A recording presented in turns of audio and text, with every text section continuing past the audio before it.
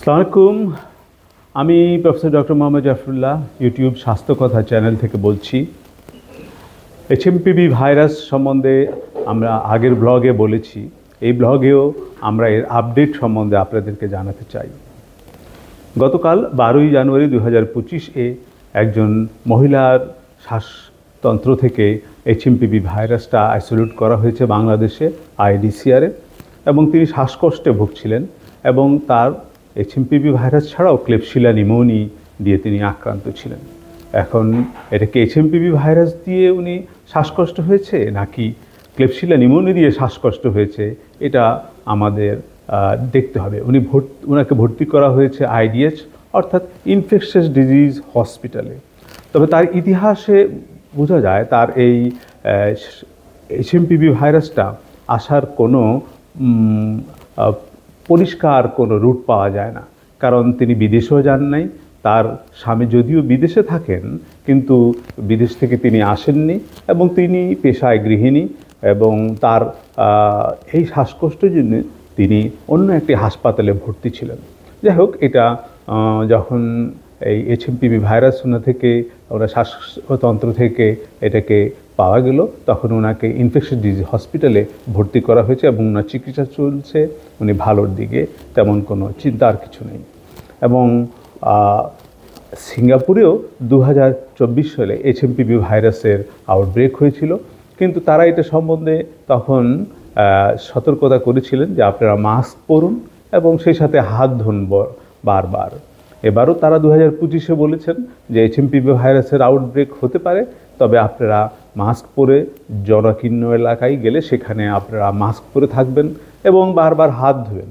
আমরাও আমাদের এই জনগণকে বলতে চাই যে আপনারা যখন জনসমক্ষে যাবেন, বাইরে যাবেন, তখন অবশ্যই মাস্ক পরবেন এবং বারবার হাত ধুবেন এবং সেভাবে প্রিভেনশন করবেন।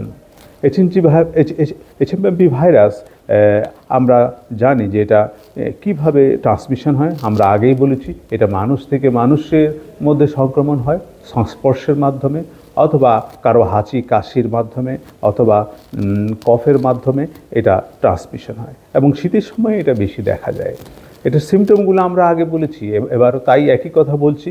এটা সাধারণ সর্দি জ্বরের মতো, জ্বর আসবে এবং কাশ থাকবে এবং রানিং নোজ থাকবে অর্থাৎ সর্দি থাকবে এবং মাথা ব্যথা থাকবে এবং তার খুব দুর্বল বলে হবে। তবে এর কমপ্লিকেশনগুলো খারাপ। কমপ্লিকেশন কাদের হয়? যারা ইমিউনো কম্প্রোমাইজড, যাদের বয়স 5-এর কম, যাদের বয়স 65-র বেশি, যারা ডায়াবেটিসে ভুগছেন, যাদের হাইপারটেনশন আছে, ইনাদের মধ্যে এটা প্রাদুর্ভাব বেশি দেখা দিতে পারে। এবং এর complication bronchiolitis, bronchitis, pneumonia, asthma এবং chronic obstructive pulmonary disease COPD হিসাবে দেখা যেতে পারে।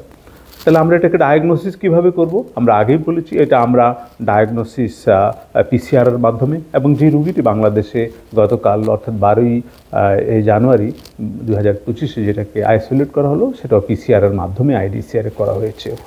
এবং আমরা প্রিভেনশন করব কিভাবে? একটু আগেই বললাম, যেহেতু এটার কোনো ভ্যাকসিন নাই, এটা সুতরাং আমাদের প্রিভেনশন করতে হবে, বারবার হাত ধুতে হবে এবং জনসমক্ষে গেলে আমাদের মাস্ক পরে যেতে হবে।